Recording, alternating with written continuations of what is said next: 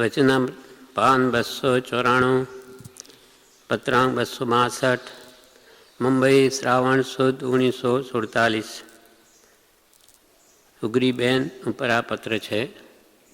ઉપાધિના ઉદયને લીધે પહોંચ આપવાનું બની શક્યું નથી, તે ક્ષમા કરશો. અત્ર અમને ઉપાધિના ઉદયને લીધે સ્થિતિ છે, એટલે તમને સમાગમ રહેવો દુર્લભ છે. અમને આ ઉપાધિનો ઉદય છે એટલે ક્ષમા કરશો. નમ્રતા વિનય તો કેટલો બધો છે કે દરેક વાતમાં કંઈ પણ અલ્પણ કોઈને મન દુઃખ થાય તો પણ કે ક્ષમા કરશો. અત્ર અમને ઉપાધિના ઉદયને લીધે સ્થિતિ છે એટલે તમને સમાગમ રહેવો દુર્લભ છે. આ જગતને વિશે સત્સંગની પ્રાપ્તિ ચતુર્થ કાળ જેવા કાળને વિશે પણ પ્રાપ્ત થવી ઘણી દુર્લભ છે. તો આ દુષ્મ કાળને વિશે પ્રાપ્તિ પરમ દુર્લભ હોવી સંભાવ્ય છે. એમ જાણી જે પ્રકારે સત્સંગના વિયોગમાં પણ આત્મામાં ગુણોત્પત્તિ થાય તે પ્રકારે પ્રવર્તવાનો પુરુષાર્થ વારંવાર વખતો વખત અને પ્રસંગે પ્રસંગે કર્તવ્ય છે.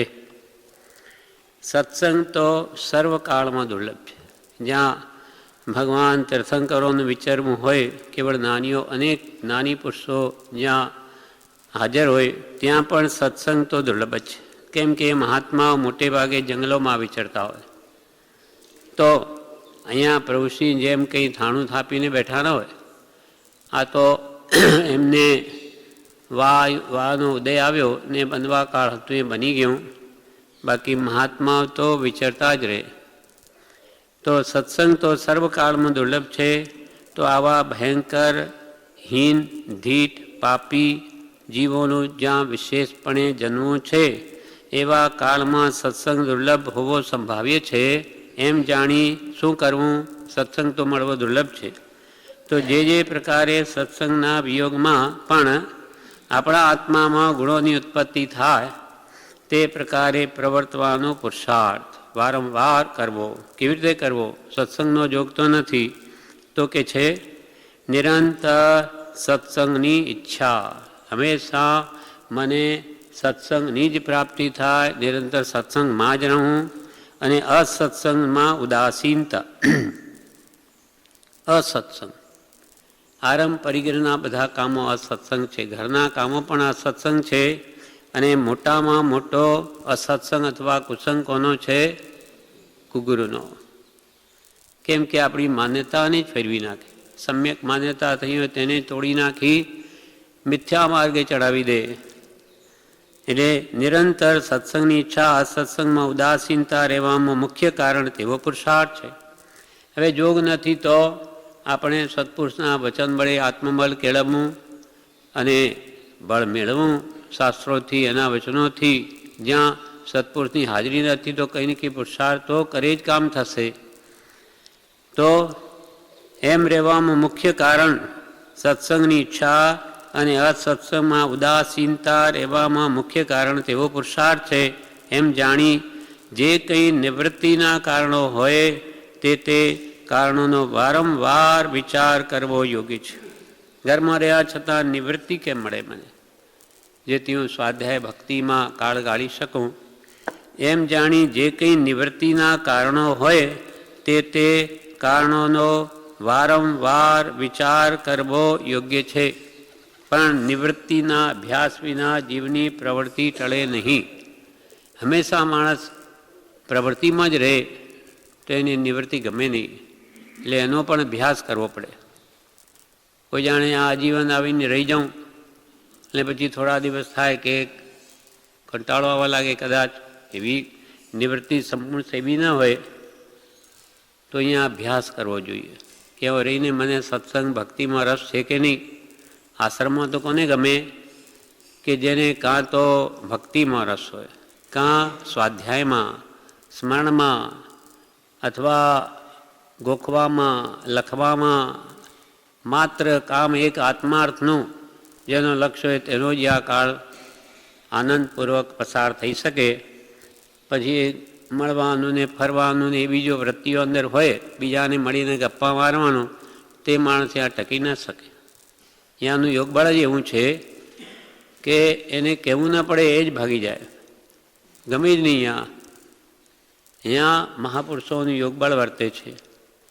અને કૃપાલ કે કોઈક એવો માણસ આવીને સત્સંગમાં રહે તો ભલે એ આમ ન કળાય તો મોઢે બોલવાથી કળાશે. કાગડો કે જે સકલથી ન કળાય પણ બોલે ત્યારે ખબર પડી જાય કે આ કાગડો છે. એમ એ એક માણસ જુદો તરી જ આવે એટલે એ માણસ ટકી ન શકે.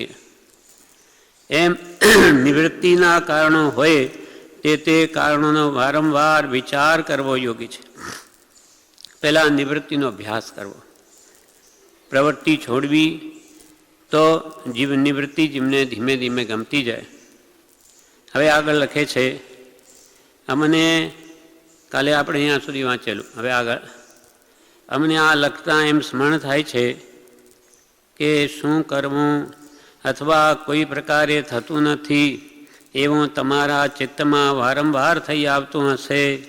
તથાપિ એમ ઘટે છે કે જે પુરુષ બીજા બધા પ્રકારનો વિચાર અકર્તવ્ય રૂપ જાણી આત્મકલ્યાણને વિશે ઉજમાળ થાય છે, તેને કંઈ નહીં જાણતા છતાં તે જ વિચારના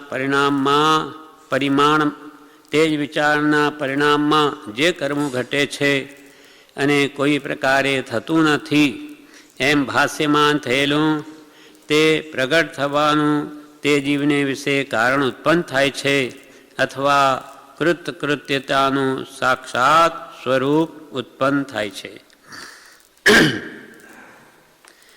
કૃપાલે કહે છે કે અમને આ પત્ર લખતા એમ સ્મરણ થાય છે, એવું યાદ આવે છે કે તમને એમ થતું હશે કે શું કરવું, હવે મારે શું કરવું, અને અથવા કોઈ પ્રકારે થતું નથી, જે કરવું છે તે થતું નથી એવું તમારા ચિત્તમાં વારંવાર થઈ આવતું હશે. તથાપિ એમ ઘટે છે કે શું કરવું ને કોઈ પ્રકારે થતું તો નથી, જે કરવું છે તે આત્મકલ્યાણ, તો શું કરવું હવે, એમ તમારા ચિત્તમાં વારંવાર થઈ આવતું હશે. તો પણ તથાપિ એમ ઘટે છે કે જે પુરુષ બીજા બધા પ્રકારનો વિચાર અકર્તવ્ય રૂપ જાણી, બીજા બધા વિચારો મૂકી દઈએ, શું કરવું, આત્મકલ્યાણને વિશે ઉજમાળ થાય છે. મારે તો એક આત્મકલ્યાણ જ કરવું છે એવી ઉમંગ એને હોવી જોઈએ. બીજા બધા વિચાર મૂકી દેવા, શું કરવું શું નહીં કરવું, મારે તો આત્મકલ્યાણ કરવું છે. બધા જે પુરુષ બીજા બધા પ્રકારનો વિચાર અકર્તવ્ય રૂપ જાણી, અકર્તવ્ય એટલે કરવા યોગ્ય નહીં એમ જાણી આત્મકલ્યાણને વિશે ઉજમાળ થાય છે, એટલે કે પુરુષાર્થી બને છે, મારે આત્મકલ્યાણ કરવું જ છે, તો એના ઉપાય મળી આવે. તેને કંઈ નહીં જાણતા છતાં તેનો ઉપાય કેવી રીતે આત્મકલ્યાણ થવું એ પણ કંઈ નહીં જાણતા છતાં તે જ વિચારના પરિણામમાં જે કરવું ઘટે છે અને કોઈ પ્રકારે થતું નથી એમ ભાષ્યમાન થયેલું તે પ્રગટ થવાનું તે જીવને વિશે કારણ ઉત્પન્ન થાય છે. ભલે જાણતો નથી કલ્યાણ મારું સામા છે, પણ નાનીઓ જે બતાવી એમ વાંચ્યા જ કરવું, એને મારી આમાંથી જ જડી આવશે. તેને કંઈ નહીં જાણતા છતાં તે જ વિચારના એટલે આત્મકલ્યાણના જ વિચારમાં જે કરવું ઘટે છે, જે કરવું જોઈએ અને કોઈ પ્રકારે થતું નથી એમ જે ભાષ્યમાન થતું હતું અંતરમાં, તે પ્રગટ થવાનું તે જીવને વિશે કારણ ઉત્પન્ન થાય, એને એમાં ઉપાય મળી આવે, શોધે તેને મળી આવે.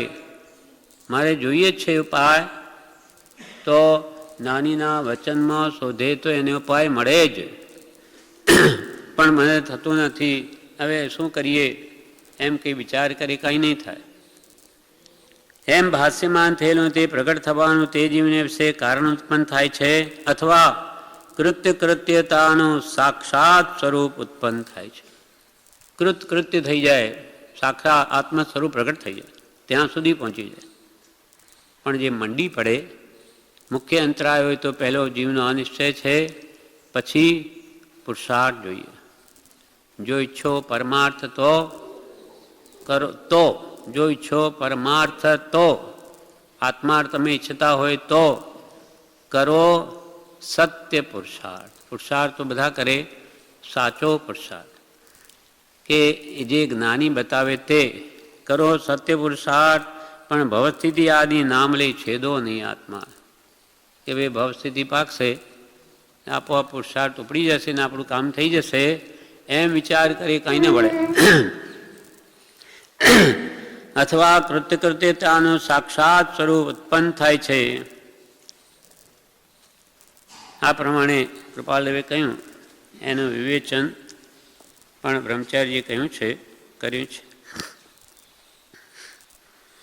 વિવેચનમાં બુદ્ધામૃત ભાગ 2 પાનું 64 કહે છે, જૂઠા ભાઈના પત્ની ઉગરીબેનને રહેતું કે મારાથી કંઈ થતું નથી, શું કરવા જીવવું છે? જૂઠા ભાઈના પત્ની ઉગરીબેનને એમ રહેતું કે મારાથી કંઈ થતું નથી, શું કરવા જીવવું છે તેની ખબર નથી. આ જીવન શાને માટે છે એની કંઈ ખબર નથી, એમ કૃપાલદેવને લખ્યું. એમ કૃપાલુદેવને લખ્યું. કૃપાલુદેવ લખે છે કે એવું જો રહે તો લાભ છે, કે તમારે કંઈ કરવું તો છે, પણ શું કરવું એ મને કંઈ જડતું નથી. કૃપાલે લખે છે કે એવું રહે તો લાભ છે. આ ભાવમાં આત્મકલ્યાણ, આ ભાવમાં આત્મકલ્યાણ કરવું. શું કરવું છે? આત્મકલ્યાણ કરવું છે, જે કોઈ ભાવમાં થતું નથી ઠેઠ સુધી. તો અહીંયા અનુકૂળતા સર્વશ્રેષ્ઠ છે. દેવલોકમાં નથી જેવી અનુકૂળતા છે. દેવલોકમાં તો ઘણા બધા સુખ છે. સુખ જ્યાં ઘણા હોય ત્યાં ભાવ ટકવો બહુ મુશ્કેલ છે. પણ અહીંયા જેને આખી જિંદગી જ કર્યું હોય, શ્રદ્ધા દ્રઢ કરી હોય, એ જ રુચિ ઉત્પન્ન થઈ હોય, તો એને ત્યાં પણ એ જ ગમે. તો ત્યાં તીર્થંકરોની સભામાં જઈ શકે, રોજે જમવું હોય તો મહાત્માઓના સમાગમ પણ કરી શકે, બધું જ એ રીતે શક્ય છે. પણ એવા ભાવ થવા જ આવી સુખ સમૃદ્ધિમાં બહુ મુશ્કેલ છે. ભલભલા ભૂલી જાય છે ત્યાં.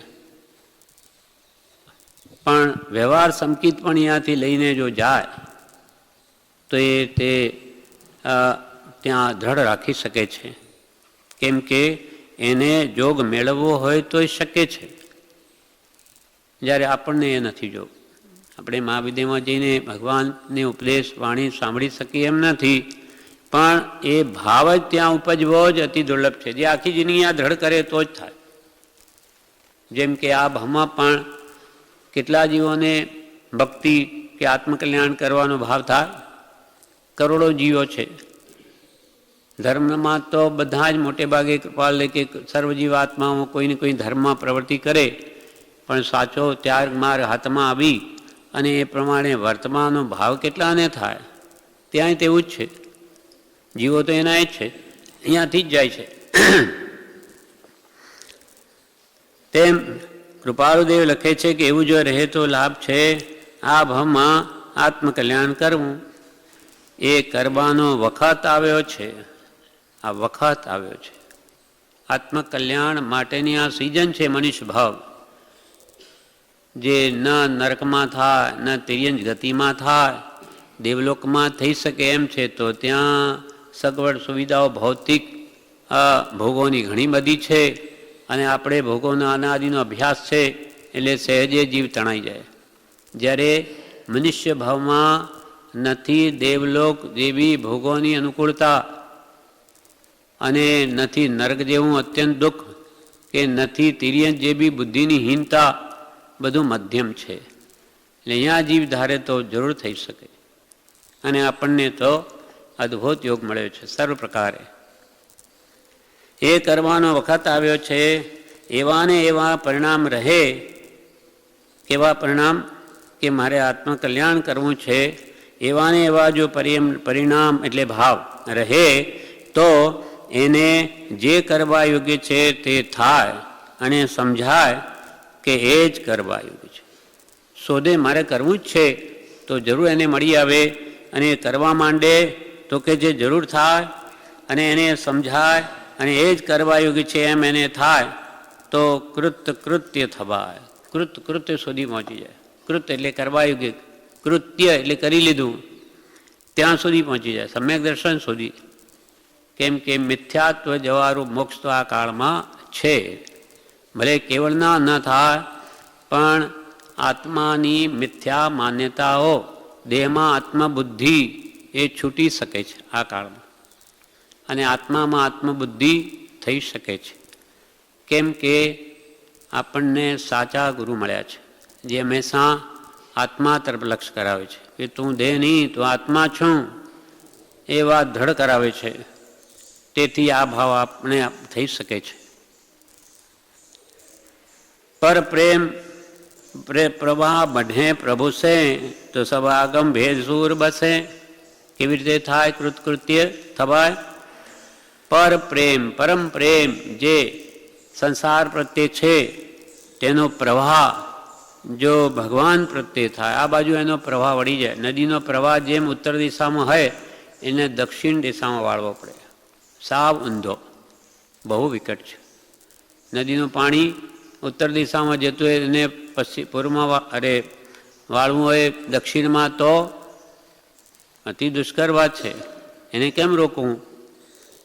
કેટલો બધો પુરુષાર્થ જોઈએ. એને તો પંપ મોટા મારે તો જ એ ઊંધું જઈ શકે. એમ અનાદિની વૃત્તિ આપણો પ્રેમ સંસારમાં છે એને ભગવાનના ગુણો પ્રત્યે વાળવો અતિ દુષ્કર વાત છે. એટલે કૃપાલે કે આ થઈ ગયું પ્રભુ પ્રેમમાં તો બધું જ આવી ગયું. પ્રેમ એટલે મોહ.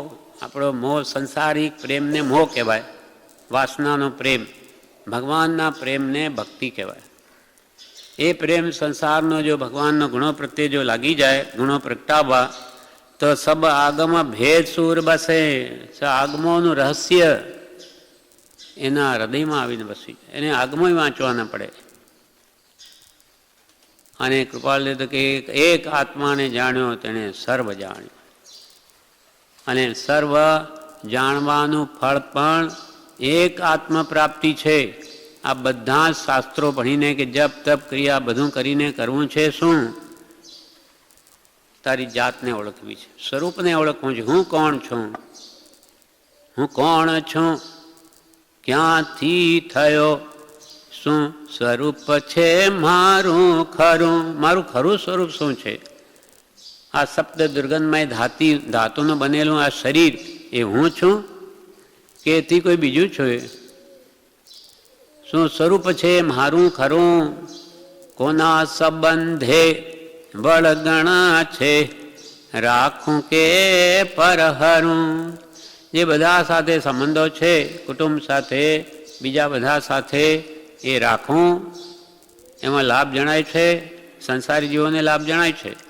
એ તો કે કુટુંબ વિના મને રહેવાય નહીં, તો એ રાખું કે પરહરું, કે એને ત્યાગું ભલે ભાવથી, અંતરથી, બહારથી તો નહીં ત્યાગી શકે, તો અંતરથી તો મોં છોડે.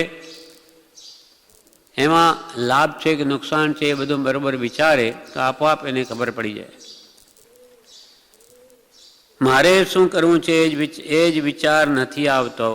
પર પ્રેમ પ્રવાહ બઢે પ્રભુ સે તો સબ આગમ ભેદ સૂર બસે. મારે શું કરવું છે એ જ વિચાર નથી આવતો. એને ક્યાં વિચાર છે? શું કરવું છે? તો કે કરી જ રહ્યા છો રોજે અનાદિનો એ જ સવારે જન્મ, ઉઠવું, ખાવું, પીવું, ધંધે વળગવું, અથવા ઘરના કામ કરવા, બૈરાઓને છોકરા મોટા કરવા, ભણાવવા, આપણે કમાવું, મરી જવું ગરડાથી, બસ આ આપણું કામ. બીજું શું કરવું? આ ભમાં આત્મકલ્યાણ કરવું છે. હું દેહથી ભિન્ન આત્મા છું એ ભાવ એને આવતો જ નથી. આવે તો જ્ઞાની પુરુષની કૃપાથી જ આવે. એના ઉપદેશે આપણને આ બધું સમજાય છે. બાકી ક્યાંથી જાણીએ આપણે શું કરવું છે? આખી જિંદગી, આખા દુનિયા શું કરે? જે જ કરે. ખાઓ પીઓ, જુવાનીમાં જુવાનીનું કામ કરો. બાલસ તાવત ક્રીડાસક્ત. બાળક હોય ત્યાં સુધી રમવામાં આસક્ત, તરુણસ્તાવત તરુણી રક્ત. બાલસ્તાવત એટલે જ્યાં સુધી બાળક હોય, તાવત ત્યાં સુધી ક્રીડાસક્ત, રમવામાં હશે એને મજા આવે બસ. અને તરુણસ્તાવત જ્યારે તરુણ એટલે જુવાન થાય ત્યારે તરુણી રક્ત, સ્ત્રીમાં આસક્ત થાય. પછી કુટુંબ થાય, પછી એને પાલન પોષણ એમાં જીવન વહ્યું જાય. તરુણસ્તાવત તરુણી રક્ત અને વૃદ્ધસ્તાવત ચિંતામગ્ન. વૃદ્ધ થાય ત્યારે ચિંતામાં ગરકાવ થઈ જાય, કારણ પોતે કામ કરવામાં અશક્ત થઈ ગયો એટલે ઘરમાં બેસે કે કંઈ કામ થાય નહીં. છોકરાઓ કરતા હોય તો એને વારંવાર પૂછવાનું મન થાય, ભાઈ કેમ થયું, કેમ ચાલે ધંધા વગેરે. છોકરાને ગમે નહીં, આ જાણે વચમાં આડખીલ છે. તમે બાપુજી તમે શાંતિથી બેઠા રહો, બોલ નહીં કરો, અમને ખબર છે કેમ કરવું. એટલે એને વધારે દુઃખ થાય કે આ શું કરે, મને અમને કહેતા જ નથી કંઈ છોકરાઓ. એ છોકરા જાણે બાપાને શું પ્રપંચ છે, અમે કરીએ છીએ, તમે શાંતિથી ભગવાન નામ લ્યો. પણ એને આખી જિંદગી એ જ કર્યું છે એટલે એ ગમતું નથી. મારા ઘરની કંઈ આ મારું છે કુટુંબ, એટલે કેવી સ્થિતિ છે એ એને વારંવાર જાણવાની ઈચ્છા રહ્યા કરે. છોકરાઓ કહે નહીં એટલે મનમાં ઘણું દુઃખ થાય. એટલે વૃદ્ધસ્તાવત ચિંતામગ્ન, ચિંતામાં જે ગરકાવમાં જિંદગી આ વૃદ્ધાવસ્થા પૂરી કરે. વૃદ્ધસ્તાવત ચિંતામગ્ન પરે બ્રહ્મણી કોપી ન લગ્ન.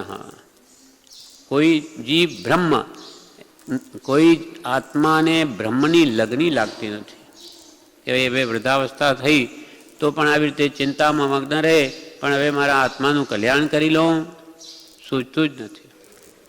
કેમ કે આખી જિંદગી એ જ પ્રવૃત્તિ કરી છે એટલે એને હવે ક્યાંથી યાદ આવે. એટલે આ કહે છે મારે શું કરવું છે એ જીવને વિચાર નથી આવતો. આ તો કૃપાલદેવની કે પ્રભુશ્રીની અનંતી દયા છે કે આપણને માત્ર આત્મા, એક આત્મા, પ્રભુશ્રીનો બોધ તો સમયસાર છે. માત્ર આત્મા, આત્માને આત્મા, બીજી વાત નહીં. એટલે બીજા પૂછે આપ તો પ્રભુ જ્યારે જુઓ ત્યારે આત્મા આત્મા આત્મા જ કરો.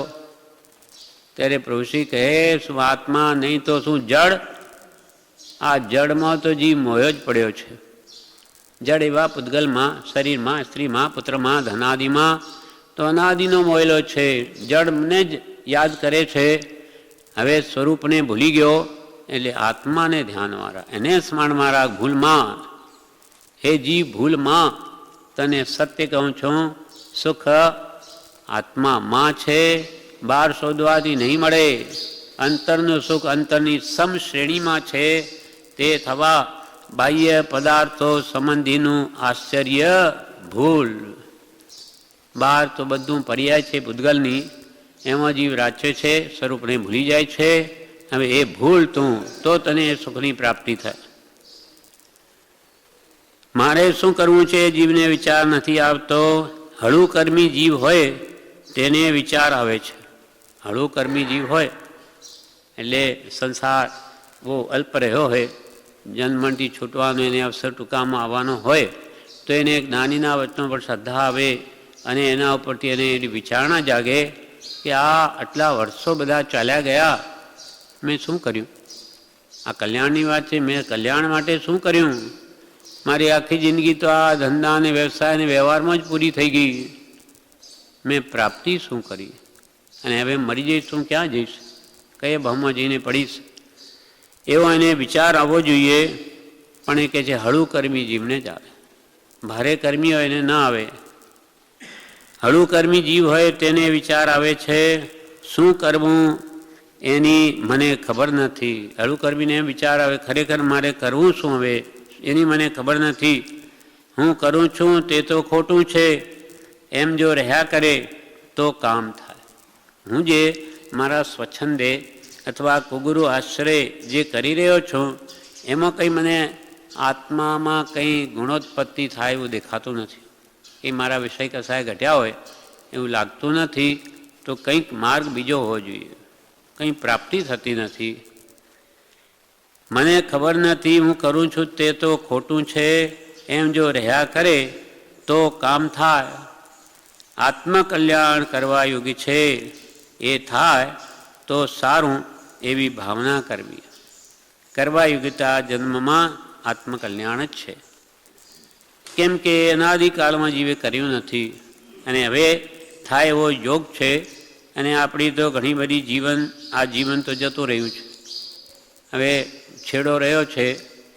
પાઘડીના છેડે કસબ, પ્રભુશ્રી કહેતા પાઘડીના છેડે કસબ. પહેલાં પાઘડી આવતી, બધા બાંધતા. હવે આ બધા માથા ખુલ્લા થઈ ગયા, બધા ઢાંકણ ઉડી ગયું, હવે સ્વચ્છંદી થઈ ગયા બધા. પાઘડીની છેડે કસબ સોનાની જરીની થતી એ, એટલે એટલો ભાગ જો વેચી દે તો એના બદલામાં નવી પાઘડી આવી જાય. એટલે આપણું જીવન બધું ગયું. જેમ પાઘડીના છેડે કસબની જેમ થોડુંક હાથમાં રહ્યું છે, હવે એને પણ જો એકદમ માત્ર આત્માર્થનું કામ, એક આત્માર્થનું, બીજો નહીં મંદ રોગ જો આમાં લગાડી દે તો કે છે આખી જિંદગી પાછી પાઘડી આવી જાય, આખી જિંદગીનું સાટો વળી રહે. વાલ કે અનંત ભાવ એક ભાવમાં ટાળવા છે. એ અનંત ભાવ એક ભાવમાં ટાળવા છે. એક ભાવના થોડા સુખ માટે અનંત ભાવનું અનંત દુઃખ નહીં વધારવાનો પ્રયત્ન સત્પુરુષો કરે છે. એક નહીં જેવા અલ્પ તુચ્છ વિષયો માટે આખો જન્મારો વ્રત ખોઈ દે. એક જ નહીં, એનાથી અનંત જન્મ બગડે છે. એ વાસનાનો નાશ અહીંયા નહીં થાય. એ અનંતકાળથી પજવ્યા ઇન્દ્રિયો શત્રુ છે, એ અનંતકાળ સુધી એ જ ચાલ્યા કરે. આ ભાવમાં એ ભાવોને તોડવાનો અવસર જ્ઞાનીઓ એને બિલકુલ એનું સ્વરૂપ સમજાવીને અંતરમાંથી કઢાવાય છે. એ નહીં કાઢે તો પછી જ્ઞાની કે એને રખડવાનું છે. શું કહ્યું? હા, એ કલ્યાણની પૂર્ણાહુતિ છે. આપણે કેવળ જ્ઞાન તો આ સંપૂર્ણ આત્મકલ્યાણ થઈ ગયું તેને કહેવાય. શરૂઆત સમ્યક દર્શનથી થાય છે અને આપણે બધા કરીએ છીએ એ સમ્યક દર્શન પ્રાપ્તિ માટે કરીએ છીએ. પહેલાં સંકિત થાય, ત્યાંથી આત્મકલ્યાણની શરૂઆત થઈ અને આગળ વધતા વધતા જ્યારે કેવળ જ્ઞાન થાય ત્યારે આત્મકલ્યાણ થઈ ગયું પૂરેપૂરું. પછી એને કંઈ કરવાનું હોતું જ નથી. હલુકર્મી જીવ હોય તેને વિચાર આવે છે શું કરવું એની મને ખબર નથી, હું કરું છું તે તો ખોટું છે, એમ જો રહ્યા કરે તો કામ થાય. આત્મકલ્યાણ કરવા યોગી છે, એમ થાય તો સારું એવી ભાવના કરવી. આ પ્રમાણે હજુ આગળનો વિષય અડધો પત્ર બાકી છે ને એમાં ઘણું બધું કૃપાલદેવ આપણને ઉપાય બતાવે છે. કેટલા પ્રકારના જીવો છે, એમાં આપણે કયા પ્રકારમાં આવીએ અને આપણે શું કરવું જોઈએ એ બધું જણાવે છે, જે આપણે આવતીકાલે જોઈશું.